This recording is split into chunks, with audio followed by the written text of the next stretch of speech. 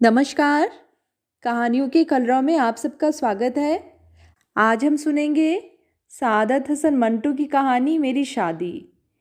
कहानी शुरू करने से पहले मेरा आप सबसे विनम्र निवेदन है, यदि मेरे द्वारा सुनाई गई कहानियाँ आप सबको पसंद आती हों तो कृपया चैनल को ज़रूर सब्सक्राइब करें और अपने मित्रों में भी साझा करें। तो चलिए शुरू करते हैं। मैंने कभी लिखा था कि मेरी ज़िंदगी में 3 बड़े हादसे हैं। पहला मेरी पैदाइश का, जिसकी तफसीलात का मुझे कोई इल्म नहीं। दूसरा मेरी शादी का। तीसरा मेरे अफसाना निगार बन जाने का। आखिरी हादसे पर मैं चूंकि चला आ रहा हूँ, इसलिए इसके बारे में कुछ कहना समय के पूर्व होगा। वे लोग जो मेरी ज़िंदगी के अंदर झांक कर देखना चाहते हैं, उनकी खातिर मैं अपनी शादी की दास्तां बयान करता हूँ। यह ज्यों की त्यों नहीं होगी, क्योंकि कुछ घटनाएं मुझे अपने दिल में गोल करनी पड़ेंगी। मैं पहले इस हादसे की पृष्ठभूमि पेश करता हूँ, ताकि तफसीलात उभर आएं।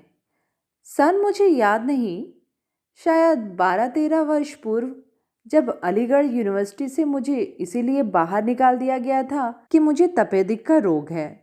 मैं अपनी बहन से कुछ रुपए लेकर अपनी सेहत ठीक करने की खातिर बटोल, जम्मू कश्मीर के बीच एक गांव चला गया।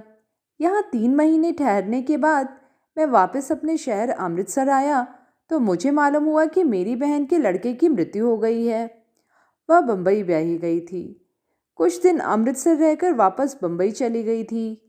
यहाँ पर मैं बताना जरूरी समझता हूँ कि मैं पिता की छाया से वंचित था। बहन की शादी पर जो जमा पूंजी थी, वह मेरी सरल और नेक दिल माँ ने मेरे बहनोई के हवाले कर दी थी। अब यह हालत थी कि हम दूसरों के मोहताज थे। मेरे 2 बड़े भाई हमें 40 रुपये माहवार दिया करते थे।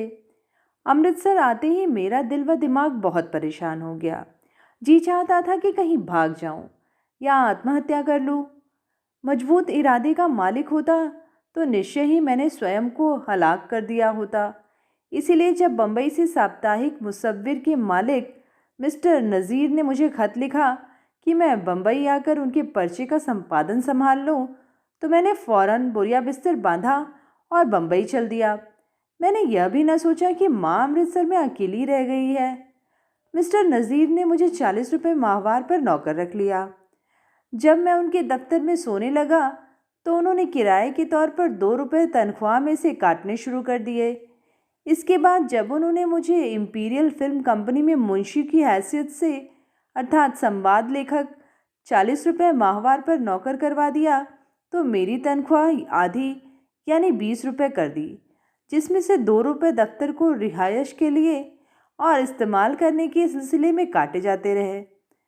यह वह जमाना था जब अत्यंत उन्नति के बाद इंपीरियल फिल्म कंपनी पतनोन्मुख थी। इसके मालिक सेठ आदिर से ईरानी, जो एक साहसी आदमी थे, सिर तोड़ कोशिश करने में लगे थे कि उनकी कंपनी की हालत संभल जाए। स्पष्ट है कि ऐसी डगमग हालत में कर्मचारियों को तनख्वाह वक्त पर नहीं मिलती थी। सेठ आदिर सर ने एक और जुल्म किया कि हिंदुस्तान में पहली रंगीन फिल्म बनाने का श्रेय प्राप्त करने के लिए बाहर से सिने कलर प्रोसेस की मशीन मंगवा ली। वह इसके पूर्व हिंदुस्तान का सबसे बड़ा टॉकीज आलमारा प्रस्तुत करने का श्रेय प्राप्त कर चुके थे। कंपनी पर जब बोझ पड़ा तो उसकी आर्थिक स्थिति और भी कमजोर हो गई, मगर ज्यों त्यों काम चलता रहा। कुछ एडवांस के तौर पर मिल जाया करता था, शेष हिसाब में जमा होता था। संयोग ऐसा हुआ कि रंगीन फिल्म की डायरेक्शन मिस्टर मोती बी गडवानी के सुपुर्द हुई, जो प्रशिक्षित थे और मुझे पसंद करते थे। उन्होंने मुझसे कहानी लिखने के लिए कहा, जो मैंने लिख दी और उन्होंने पसंद की। मगर एक पहचान पड़ा कि वह सेठ को कैसे कहें कि पहली रंगीन फिल्म की कहानी का लेखक एक मामूली मुंशी है। बहुत सोच विचार के बाद यह तय हुआ कि अच्छे दाम वसूल करने की खातिर कहानी पर किसी मशहूर व्यक्ति का नाम दिया जाए। ऐसा कोई व्यक्ति मेरे मित्रों के दायरे में नहीं था, लेकिन जब मैंने चारों तरफ नज़र दौड़ाई तो मुझे बहुत दूर शांति निकेतन में प्रोफेसर जियाउद्दीन दिखाई दिए, जो टैगोर यूनिवर्सिटी में छात्रों को फारसी पढ़ाते थे। मैंने उनको खत लिखा। चूँकि वह मुझसे प्यार करते थे, इसीलिए वह हमारे इस फ्रॉड में शामिल हो गए। कहानी चुनांचे उन्हीं के नाम से पेश हुई और बहुत बुरी तरह नाकाम रही। कंपनी की हालत और भी खराब हो गई। इस दौरान मिस्टर नज़ीर की सिफारिश से मुझे 100 रुपये माहवार पर फिल्म सिटी में नौकरी मिल गई। कारदार साहब कलकत्ता से मुंबई आए तो फिल्म सिटी ने एक फिल्म के लिए उनसे अनुबंध कर लिया। कहानियाँ मांगी गईं। उनमें एक मेरी भी थी जो मियाँ कारदार ने पसंद की और उस पर काम भी शुरू किया। मगर कुदरत को कुछ और ही मंजूर था। सेठ आरदेसर को पता चल गया कि मैं फिल्म सिटी में हूँ। यद्यपि इनकी यह पहली सी साख नहीं थी, लेकिन अपने तमाम समवयस्क प्रोड्यूसर्स पर उनका रौब और दबदबा वैसे का वैसा कायम था। फिल्म सिटी के मालिकों को डांट पिलाई और मुझे कान से पकड़कर वापस इंपीरियल फिल्म कंपनी में भेज दिया गया, और साथ ही मेरी कहानी भी। अब मेरी तनख्वाह 40 के बजाय 80 कर दी गई और वायदा किया गया कि मुझे मेरी कहानी पर मुआवजा अलग से मिलेगा। उस कहानी का डायरेक्शन हाफिज जी के सुपुर्द किया गया। जब मैं फिल्म सिटी में नौकर हुआ था तो मैंने मुसव्विर के दफ्तर में रहना छोड़कर पास ही एक निहायत गलीज चौली में एक खोली 9 रुपये माहवार पर ले ली थी। उसमें इस कदर खटमल थे कि छत पर से बारिश के कतरों की तरह गिरते थे। इस दौरान मेरी माँ मुंबई आ गई थी और अपनी लड़की के पास ठहरी थी। जब वह पहली बार मुझसे मिलने के लिए उस गलीज खोली में आई तो उनकी आंखों में आंसू आ गए। मेरी और मेरी बहनोई के संबंध तनावपूर्ण थे। अब उसे खुदा बख्शे, मगर उसका चरित्र बहुत ही खराब था। मैं चूंकि नुक्ताचीनी करता था, इसीलिए उसने अपने घर में मेरा दाखिला बंद करा दिया था और मेरी बहन पर यह पाबंदी लगा दी थी कि वह मुझसे नहीं मिल सकती। मैं अपनी माँ के आंसू का जिक्र कर रहा था, जो इसलिए उनकी आंखों से निकले थे कि उनका बेटा, जो लाड प्यार में पला था, अब जमाने की गर्दिश से ऐसी गंदी जगह में रहता है।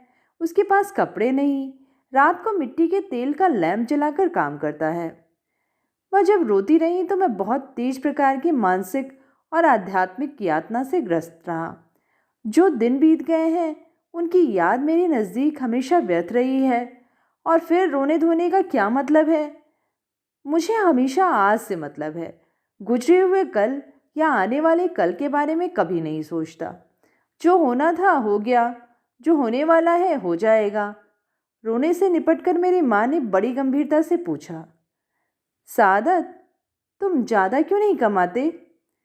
मैंने जवाब दिया, बीवी जान, ज़्यादा कमा कर क्या करूँगा? जो कुछ कमा रहा हूँ मेरे लिए काफ़ी है। उन्होंने मुझे ताना दिया, नहीं, बात असल में यह है कि तुम ज़्यादा कमा नहीं सकते।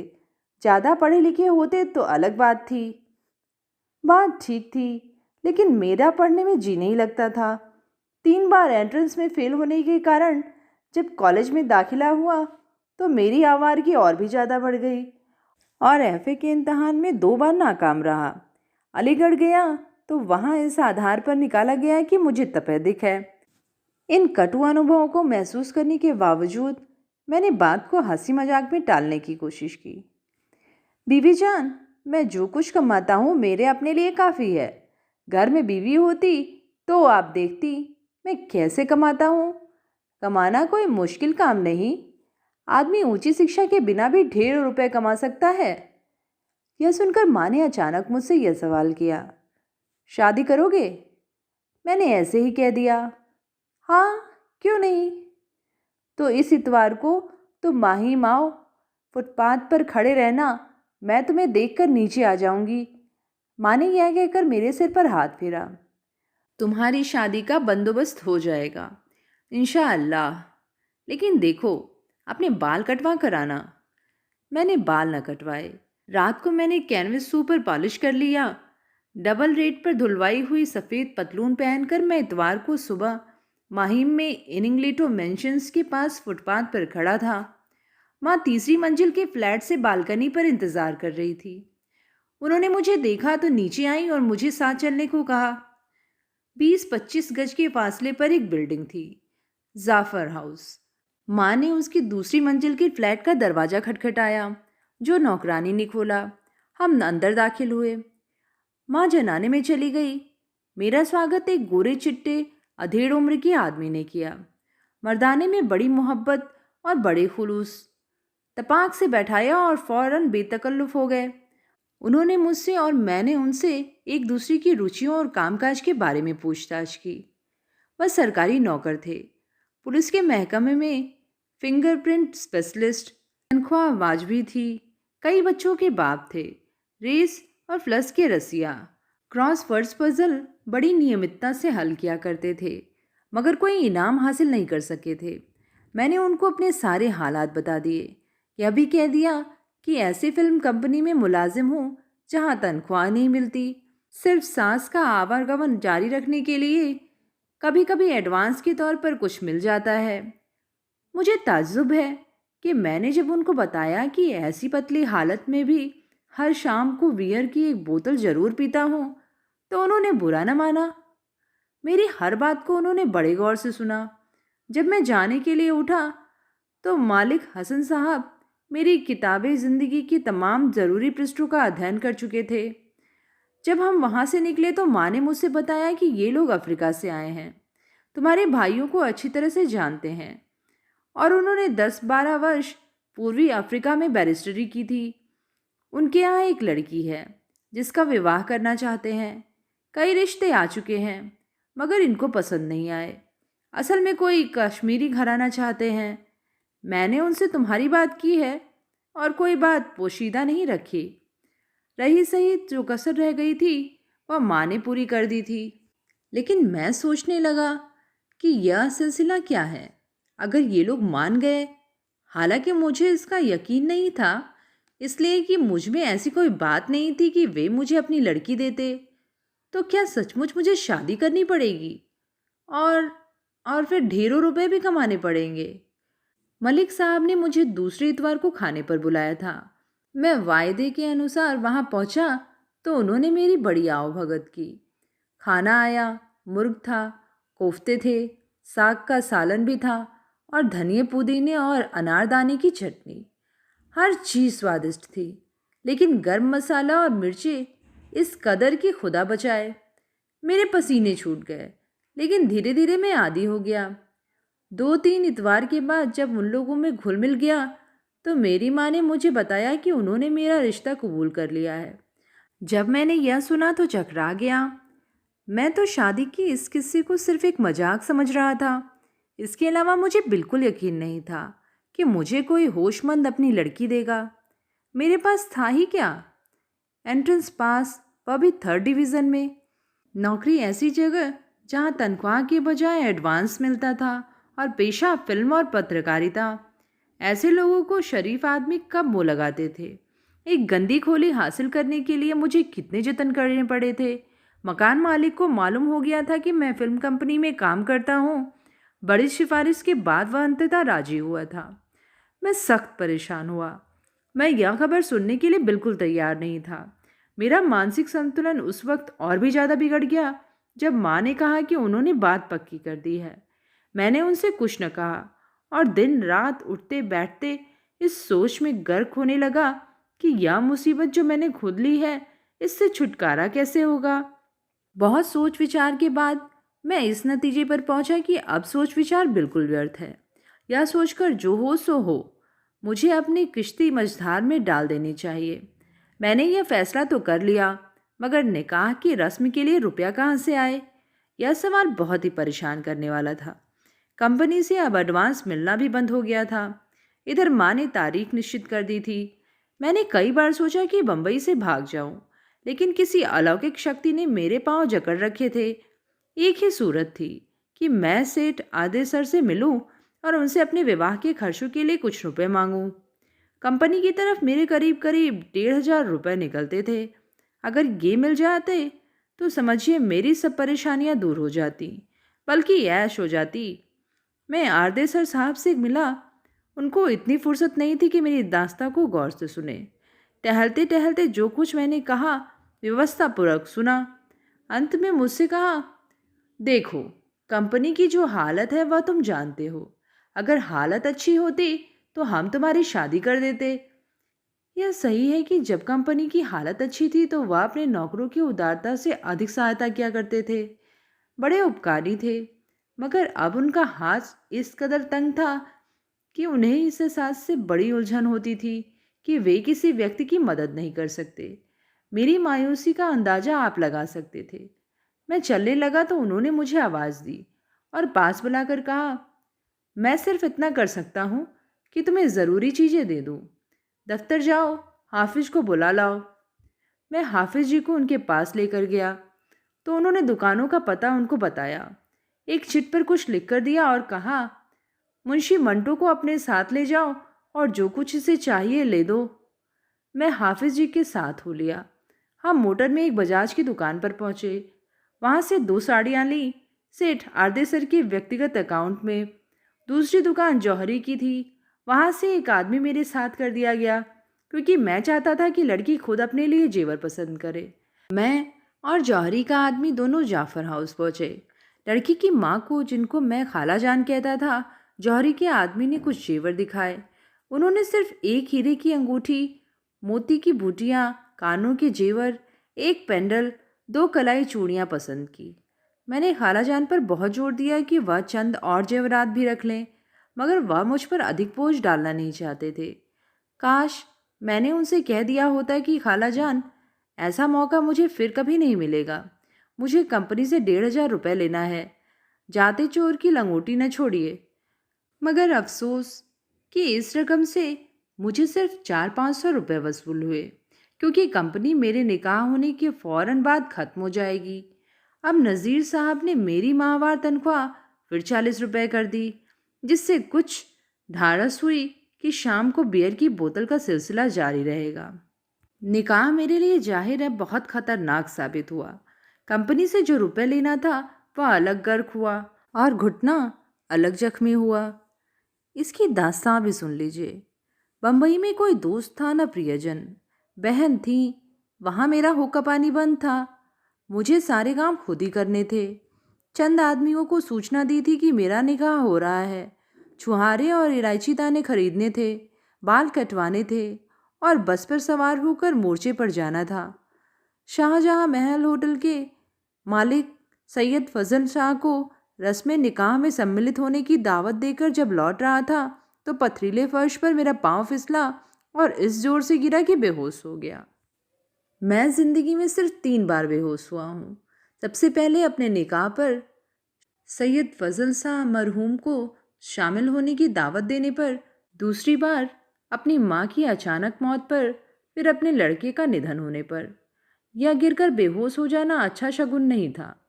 चोट इतनी अधिक तेज थी कि जब मुझे होश आया और मैं सीढ़ियाँ उतरने लगा तो मेरी चुटीली टांग ने चलने से इनकार कर दिया। बड़ी मुश्किल से मार्केट तक पहुंचा। दर्द इतना था कि हर कदम पर बिलबिला उठता। खैर, चुहारे और इलायची दाने लिए माहिम पहुंचा। जाफर हाउस की सीढ़ियाँ जैसे तैसे तय की और निकाह की महफिल में जा पहुंचा। 15-20 लोग मौजूद थे। मैं गांव तकिए का सहारा लेकर बैठ गया। जख्मी टांग दूरी नहीं होती थी, इसीलिए उसे अलग लेटे रहने दिया। गोया या बड़ी बदतमीजी थी। मगर जब काजी मरगे ने मुझे 2 जानून बैठने के लिए कहा तो जी कड़ा करके और दर्द की सारी टीसे पीकर उनका हुक्म मानना ही पड़ा। इजाब ब कबूल की रस्म ख़त्म हुई तो मेरी जान में जान आई। टांग सीधी की, दर्द के कई घूंट पिए, मुबारकबादी वसूल की और लंगड़ाता लंगड़ाता अपने घर पहुंचा। मिट्टी के तेल का लैंप रोशन किया और खटमलों वाली खाट पर लंबा पसर कर सोचने लगा कि सचमुच मेरा निकाह हो गया है। मैं आपसे सच अर्ज करता हूँ, जेब में छुहारे और इलायची दाने होने और घुटने की चोट के बावजूद मुझे यकीन नहीं आता था कि मेरी ज़िंदगी का इतना बड़ा हादसा हो चुका है। मैं करीब करीब शादीशुदा था। फ़र्क सिर्फ इतना था, मेरी बीवी मेरी 9 रुपए की खोली में मौजूद नहीं थी। कानून की रूह से मैं जब भी चाहता उसे अपने साथ चलने को कह सकता था, लेकिन इतनी हिम्मत कहाँ थी। उसे खिलाता कहाँ से? सामने वाले ईरानी होटल से, और वह भी उधार। रखता कहाँ? खोली में जो एक अतिरिक्त कुर्सी के लिए भी जगह नहीं है। जाहिर है बीवियाँ नहाती भी हैं, मगर वहाँ तो कोई गुसलखाना ही नहीं था। 2 मंजिल बिल्डिंग थी जिसमें 40 खोलियाँ थीं। इन सब के निवासियों के परस्पर प्रयोग के लिए सिर्फ 2 गुसलखाने थे, जिनके दरवाजे पता नहीं कब के गायब हो चुके थे। मुझे इस एहसास से बड़ी उलझन होती थी कि मेरा निकाह हो चुका है और एक लड़की के साथ मुझे आज नहीं तो कल शौहर की हैसियत से ज़िंदगी गुजारनी होगी।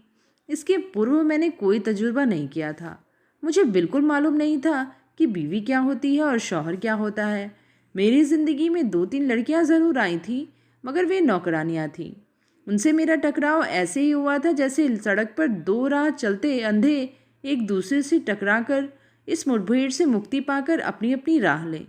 मैं ईमानदारी से महसूस कर रहा था कि मैं सब कुछ बन सकता हूँ, लेकिन शौहर नहीं बन सकता। यह पत्रकारिता और कहानी लिखने वाला मामला नहीं था। वक्त गुजरता गया। मैंने कोशिश की और सरोज मूवी टोन नामी फिल्म कंपनी में एक 100 रुपये माहवार पर नौकर हो गया। यह कंपनी तो शायद मेरे आगमन की प्रतीक्षा में थी। अभी 2 माह भी न गुजरे होंगे कि उसका दिवालिया फिर गया। अब तो मुझे यकीन हो गया कि मेरा निकाह मेरे लिए मनहूस साबित हुआ है। लेकिन स्वर्गवासी सरोज मूवी टोन के चलते पुर्जे मालिक सेठ नानूराम देसाई ने कुछ ऐसी तिकड़म लड़ाई कि एक मालदार मारवाड़ी को फांस लिया और सरोज मूवी टोन का नाम हटाकर हिंदुस्तान सिने टोन के नाम से नई फिल्म कंपनी खड़ी कर दी।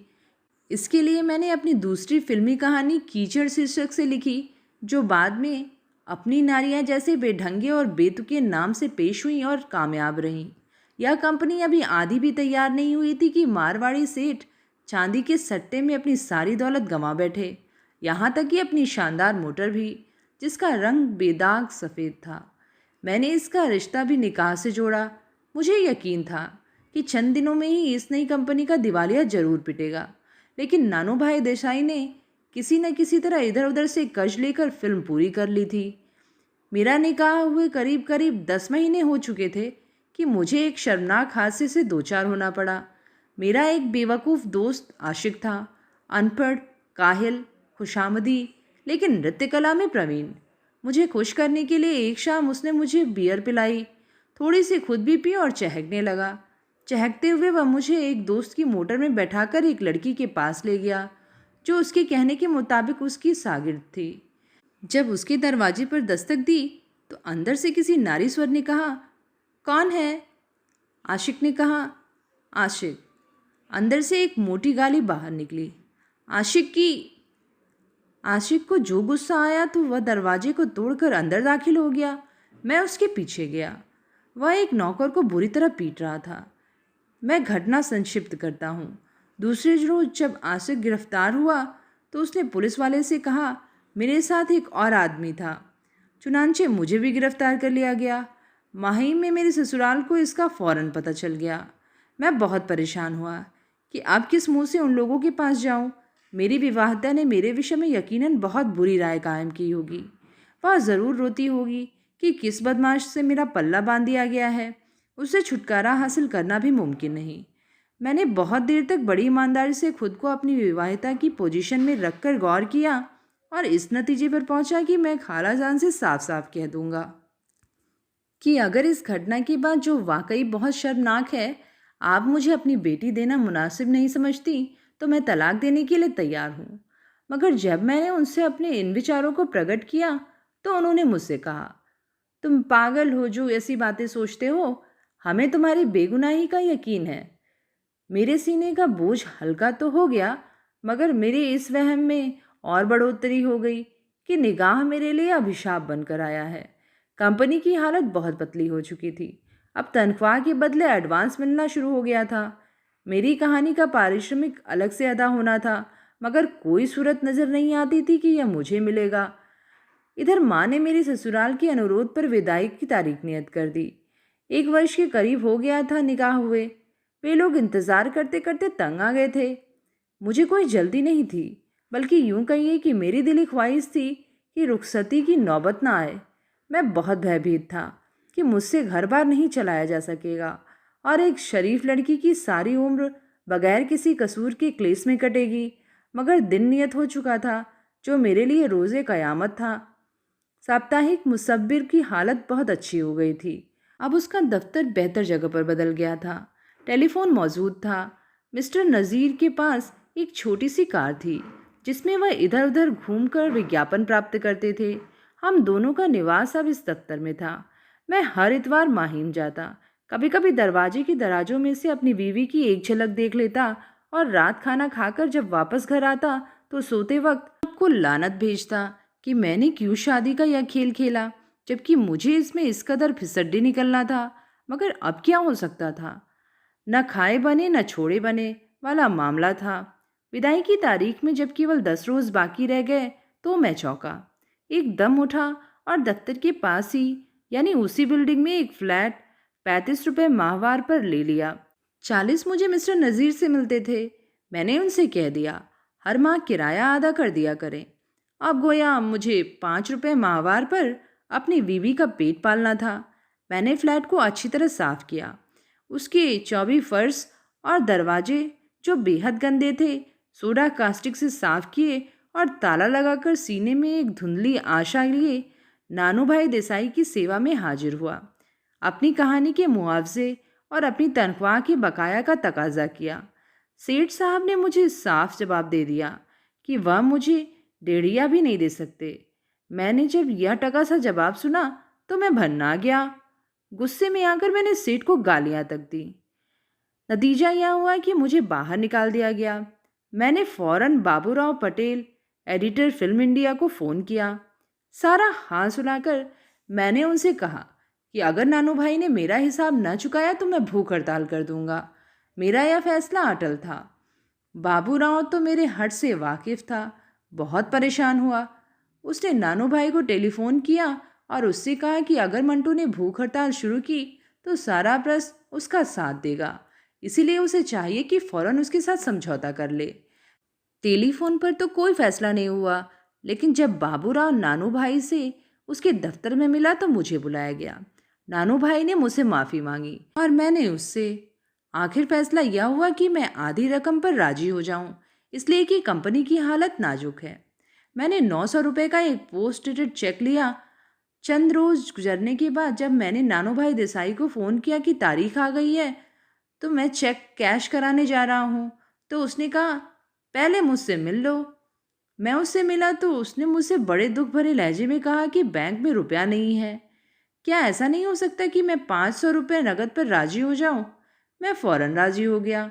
हालांकि मेरे हक हलाल की कमाई के 1800 रुपये में से पहले 900 हुए और अब 500, लेकिन मैं मजबूर था। विदाई में अब सिर्फ 4 दिन बाकी थे। मैंने कंपनी की मोटर ली, मगर उसमें सिर्फ पेट्रोल पंप तक जाने के लिए ही पेट्रोल था। मैंने अपनी गिरफ्त से पेट्रोल डलवाया और ड्राइवर से कहा सीधे मार्केट चलो। 500 रुपये जेब में थे। मैंने उनसे अपनी दुल्हन के लिए साड़ियाँ वगैरह खरीदी। जब घर पहुंचा तो जेब करीब करीब खाली थी और घर तो बिल्कुल खाली था। टूटी हुई कुर्सी तक न थी। मेरे वहाँ एक बुजुर्ग दोस्त थे, हकीम मोहम्मद अबू तालिब अलस्क अजीम आबादी। बड़े नाजुक आदमी थे। मैंने जब उनसे जिक्र किया कि दुल्हन ला रहा हूँ मगर घर खाली है तो वह मुझे फर्नीचर की दुकान पर ले गए। उसका मालिक उनको अच्छी तरह जानता था। चुनांचे मुझे आसान किस्तों पर कुछ सामान मिल गया। मिसाल के तौर पर लोहे की स्प्रिंगों वाली 2 चारपाइयाँ, बर्तन वगैरह रखने की एक अलमारी, एक सिंगार मेज या सेकेंड हैंड था, एक लिखने वाला मेज और अपने लिए एक कुर्सी वगैरह वगैरह।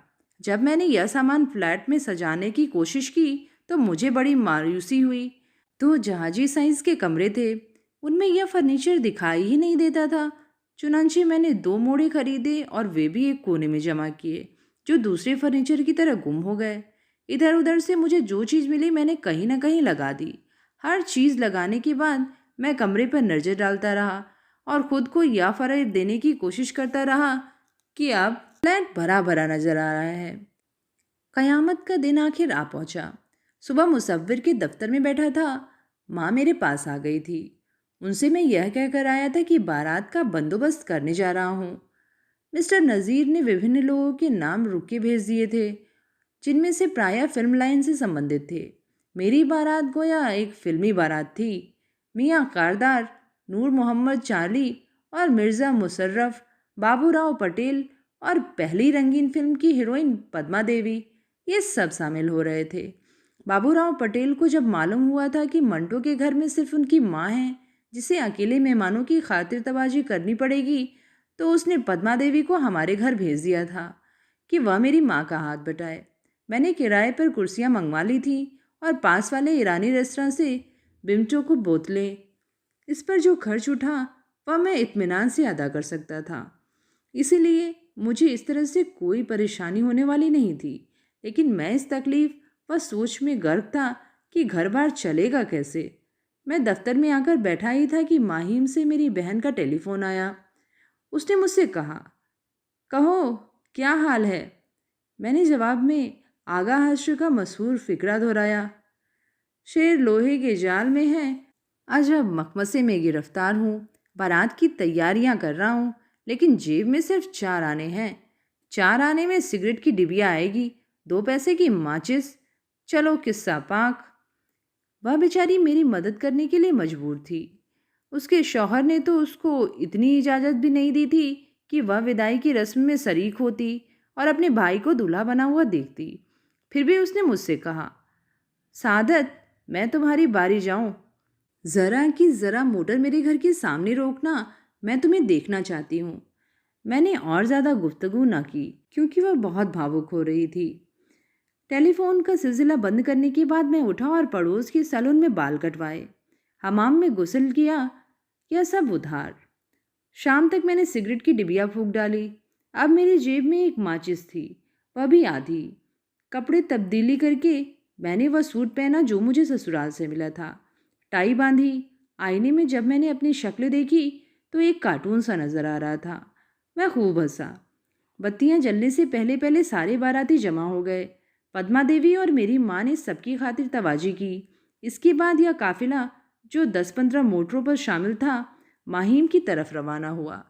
मैं नानू भाई देसाई की मोटर में था, बगैर सहरे के, सिर से नंगा, बालों की लंबाई मुनासिब थी। जब हम जाफर हाउस के करीब पहुंचे तो मैंने ड्राइवर से कहा, थोड़ी दूर आगे ले जाए। बाहर फुटपाथ पर मेरी बहन खड़ी थी। उसकी आंखों में आंसू उतर रहे थे। जब उसने मेरे सिर पर मोहब्बत का हाथ फेरा, दुआएं और मुबारकबाद दी, तो मैं जल्दी से वापस मोटर में बैठ गया और ड्राइवर से कहा कि बैग करे। खाला जान ने ऊपर खुले टेरेस पर दावत का इंतज़ाम किया था, जो बहुत अच्छा था। रफ़ीक गजनवी, डायरेक्टर नंदा और आगा खलस काश्मीरी के दरमियान बड़ी पुरलुफ्त नोकझोंक होती रही। सबने डटकर खाया क्योंकि खाना बहुत उम्दा और लजीज था, काश्मीरियों की रिवायत के ऐन मुताबिक। खाना खाने के बाद खुशगप्पियाँ शुरू हुई। आगा खलस साहब ने एक पुरमज़ा नज़्म पढ़ी जो उन्होंने तत्काल तैयार की थी। यह सिलसिला ख़त्म हुआ तो मुझे नीचे बुलाया गया और दुल्हन को मेरे सुपुर्द कर दिया गया। यह सब मुझे एक ख्वाब सा मालूम होता है। दिमाग में ना जाने कितने विचार ऊपर तले आ रहे थे। दुल्हन मेरे साथ थी। मैंने उसका हाथ पकड़ा और लरजती आवाज़ में कहा, चलो भाई। हम नीचे उतरे। बिल्ली मोरिया ने अपनी कार पेश की। माँ मेरे साथ थी। पहले उन्होंने दुल्हन को बिठाया, इसके बाद आप बैठी, फिर मुझे अंदर आने को कहा। वह मेरे और दुल्हन के दरमियान थी। घुटनों पर मखमली जुज़दान में लिपटा हुआ कुरान था। मेरी और दुल्हन की गर्दन हारों से लदी फंदी थी। मोटर स्टार्ट हुई तो माँ ने होठों ही होठों में कोई आयत पढ़नी शुरू कर दी। मैं अब किसी कदर संभल चुका था। मेरा दिल चाहता था कि दुल्हन से जरा छेड़खानी करूं, मगर माँ बीच में बैठी थी और कलाम पाक पढ़ रही थी। मेरी यह शरीर ख्वाहिश वहीं की वहीं सर्द हो गई। मुझे मालूम नहीं रास्ता कैसे और कितने अरसे में कटा, बस एकदम घर आ गया। वह बिल्डिंग जो बहुत ही पुराने ढंग की थी, जिसके ढांचे में लकड़ी ज़्यादा और ईंटें कम इस्तेमाल हुई थी। इसके विषय में मशहूर था कि किसी ज़माने में यह बम्बई का बड़ा आलीशान होटल हुआ करता था। इसे हिज हाइनेस सर आगा खान ने एक दोस्त से शर्त में जीता था। माँ दुल्हन के साथ ऊपर फ्लैट में चली गई। मैंने अपने दोस्तों का शुक्रिया अदा किया। इतने में मिर्ज़ा मुशर्रफ उस ट्रक में आ पहुंचा जिसमें दुल्हन का दहेज था। खाने का मेज, स्प्रिंगों वाला पलंग, तिपाइयाँ, सोफ़ा सेट, संदूक वगैरह। यह असबाब उतरवाया तो मिर्ज़ा मुशर्रफ का ट्रक वाले से किराए पर झगड़ा हो गया, जो काफ़ी देर तक जारी रहा। मिर्ज़ा मुशर्रफ ने अपने मसखरेपन का जी भर कर प्रदर्शन किया। आखिर जब यह झगड़ा निपटा और सारा सामान फ्लैट पर पहुंचाया गया और अस्थायी तौर पर इधर उधर टिका दिया, तो मिर्जा मुशर्रफ ने जाते हुए कान में कहा, मुन्ने देखो, हमारी नाक कट न जाए कहीं। मैं थककर चूर चूर था। हलक सूख कर लकड़ी हो रहा था, इसलिए मसखरे मिर्जा के इस मजाक का कोई जवाब न दे सका। दूसरे दिन मैंने महसूस किया कि मेरे अस्तित्व का 1/4 हिस्सा शौहर में तब्दील हो चुका है। इस एहसास से मुझे बहुत इत्मीनान हासिल हुआ। मुझे बाहर बालकनी में एक रस्सी तनी नजर आने लगी, जिस पर पोतड़े और लंगोटे टंगे हुए थे। तो ये थी सादत हसन मंटो की ज़िंदगी की कहानी, मेरी शादी। ये कहानी आप सबको कैसी लगी नीचे कमेंट में लिख के ज़रूर बताइएगा। आगे भी ऐसी ही कहानियाँ सुनते रहने के लिए चैनल को ज़रूर सब्सक्राइब करें। धन्यवाद।